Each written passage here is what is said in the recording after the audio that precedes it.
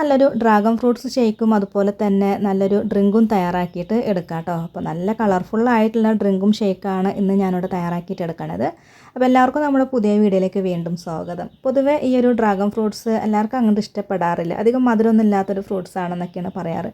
പക്ഷേ ഇതുപോലെ പർപ്പിൾ കളറൊക്കെ വാങ്ങിക്കുകയാണെന്നുണ്ടെങ്കിൽ കുറച്ച് മധുരമൊക്കെ ആയിട്ട്, കുറച്ച് കൂടുതൽ മധുരമൊക്കെ ഉണ്ടാവും കേട്ടോ. വൈറ്റ് കളറിനൊക്കെ നല്ല മധുരമായിട്ട് തോന്നിയിട്ടുള്ളത് ഈ ഒരു പർപ്പിൾ കളറാണ്. അപ്പോൾ ഞാനിവിടെ 2 ഡ്രാഗൺ ഫ്രൂട്ട്സ് എടുത്തിട്ടുണ്ട്.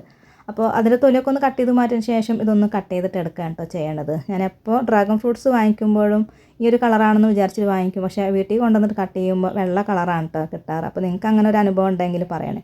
അപ്പോൾ ഞാനിതേ 2 ഡ്രാഗൺ ഫ്രൂട്ട്സും ഇതുപോലെ ഒന്ന് കട്ട് ചെയ്തിട്ട് എടുക്കുകയാണ്. ഡ്രാഗൺ ഫ്രൂട്ട്സിൻ്റെ സീസണാണ്. അപ്പോൾ അതുകൊണ്ട് തന്നെ നമുക്കിത് വില കുറവിലൊക്കെ വാങ്ങിക്കാനൊക്കെ ആയിട്ട് പറ്റും കേട്ടോ. പിന്നെ ഇപ്പോൾ കൂടുതലും ആൾക്കാർ വീട്ടിലൊക്കെ ഇത് കൃഷി ചെയ്യുന്നുണ്ട്.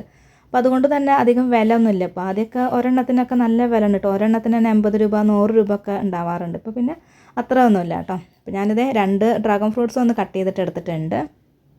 ഇത് വെച്ചിട്ടുള്ള ഡ്രാഗൺ ഫ്രൂട്ട്സിൻ്റെ പകുതിയോളം ഒരു ജാറിലേക്ക് ചേർത്ത് കൊടുക്കാം. അതിന് ശേഷം പിന്നെ നമുക്കിതിലേക്ക് ചേർത്ത് കൊടുക്കേണ്ടത് പഴമാണ്. അപ്പോൾ ഞാനിവിടുത്തെ നല്ലോണം പഴുത്തിട്ടുള്ള ഒരു റോബസ്റ്റ പഴം എടുത്തിട്ടുണ്ട്. പഴുത്ത പഴം തന്നെ വേണം കേട്ടോ ചേർക്കാനായിട്ട്, അന്നേരമാണ് നല്ല ടേസ്റ്റ് ഉണ്ടാവുക.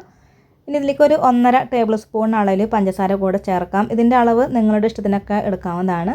കൂടെ തന്നെ നല്ലോണം തണുപ്പിച്ചിട്ടുള്ള പാലാണ് കേട്ടോ ഒഴിച്ച് കൊടുക്കുന്നത്. തിളപ്പിച്ചെടുത്തതിന് ശേഷം ഫ്രിഡ്ജിലൊക്കെ വെച്ചിട്ട് തണുപ്പിച്ചെടുത്തിട്ടുള്ള പാലാണ് ചേർത്തിട്ടുള്ളത്. അതിനുശേഷം ഇതൊന്ന് അടിച്ചെടുക്കാൻ കേട്ടോ വേണ്ടത്. ഇപ്പോൾ ഇതേ നമ്മുടെ ഒരു ഷേക്ക് ഇവിടെ തയ്യാറായി കഴിഞ്ഞു. നല്ല കളറുള്ള ഒരു ഷേക്കാണ് കേട്ടോ നമുക്ക് കിട്ടുക. അപ്പോൾ ഇതുപോലെ ട്രൈ ചെയ്ത് നോക്കണം. നല്ല ടേസ്റ്റാണ് ഇത് കുടിക്കാനായിട്ട്. കുട്ടികൾക്കും വലിയവർക്കൊക്കെ ഒരേപോലെ ഇഷ്ടമാവും കേട്ടോ. അപ്പോൾ ട്രൈ ചെയ്ത് നോക്കാം.